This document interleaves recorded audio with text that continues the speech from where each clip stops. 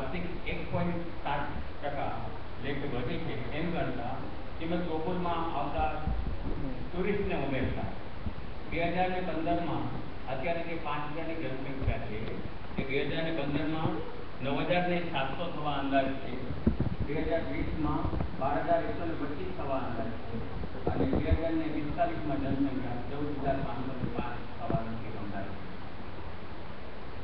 આ ગણતરી પ્રમાણે વ્યક્તિ દીઠ રોજનું 140 લીટર પાણી અપાતા ઉત્પન્ન થતા જે સિવરેજ છે એટલે ગટરનું વહેતું ગંદુ પાણી એનું ટ્રીટમેન્ટ આપીને શુદ્ધ કરવાના પ્લાન્ટની ડિઝાઇન અહીંયા તૈયાર કરવામાં આવી છે. આ ડિઝાઇન પ્રમાણે પમ્પિંગ સ્ટેશન માટે 30 મીટર બાય 30 મીટર જગ્યાની જરૂર છે અને ટ્રીટમેન્ટ પ્લાન્ટ માટે 1.5 હેક્ટર જમીનની જરૂર છે.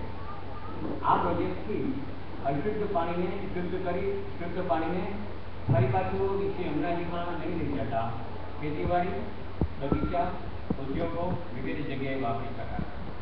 મુખ્ય સ્વીચ લાઇન ઓછામાં ઓછી 8 ઇંચ ડાયામીટરની હશે અને દર 2 ઘર દીઠ એક ઇન્સ્પેક્શન ચેમ્બર કરવામાં આવશે. જેનું માપ હશે 2 ફૂટ બાય 1.5 ફૂટ અને તથા જરૂરિયાત મુજબ એની ઊંડાઈ પણ કરવામાં આવશે. ઘરમાંથી નીકળતા ગંદા પાણી માટે 4 ઇંચના પાઇપ વપરાશે અને આ પાઇપ લાઇન ઇન્સ્પેક્શન ચેમ્બર સાથે જોડી દેવામાં આવશે. મેઇન હોલ જે છે એ મેઇન લાઇનમાં આવા મેઇન હોલ દર 30 મિનિટના અંતરે બનાવવામાં આવશે અને બધા જ મેઇન હોલમાં આવતું ગંદુ પાણી ગ્રેવિટી ફ્લો દ્વારા પમ્પિંગ સ્ટેશન સુધી પહોંચાડવામાં આવશે. ત્યાં એક કૂવો હશે, એ કૂવામાં ગંદુ પાણી ફરવાશે, ત્યાંથી એકત્ર થયેલ આ ગંદા પાણીને 8 ડાયામીટરની પાઇપલાઇન દ્વારા સિવરેજ ટ્રીટમેન્ટ પ્લાન્ટમાં લઈ જઈને શુદ્ધ કરવામાં આવશે અને આ સિવરેજ ટ્રીટમેન્ટ પ્લાન્ટમાં શુદ્ધ થઈને આ પાણી ખેતીવાડી બગીચામાં લઈ જવામાં આવશે. આખી જગ્યા ગોકુલમાં કુલ 2425 ઘર છે અને 2 ઘર વચ્ચે એક ઇન્સ્પેક્શન ચેમ્બર કરવામાં આવશે.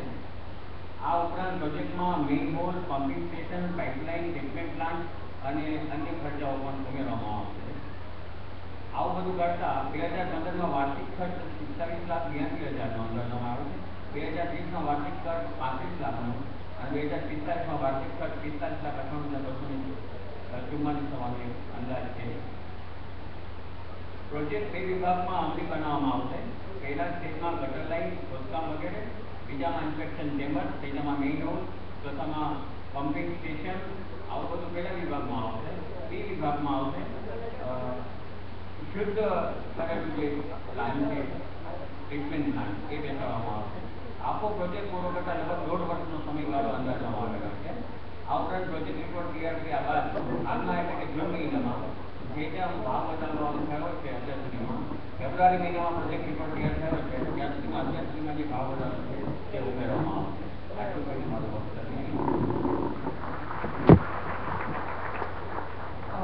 પ્રોજેક્ટ વિશેની માહિતી.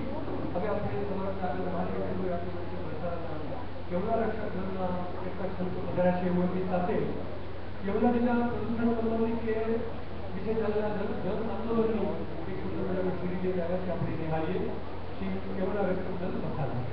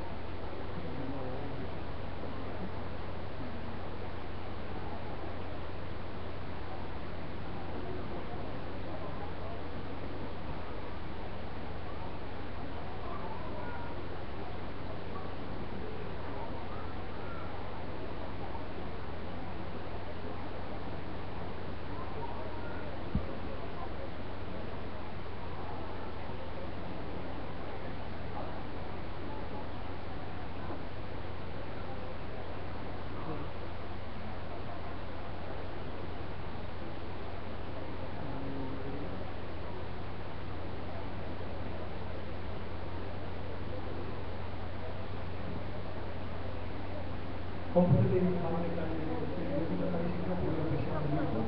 આપણી વચ્ચે વાત કરી પ્રકારે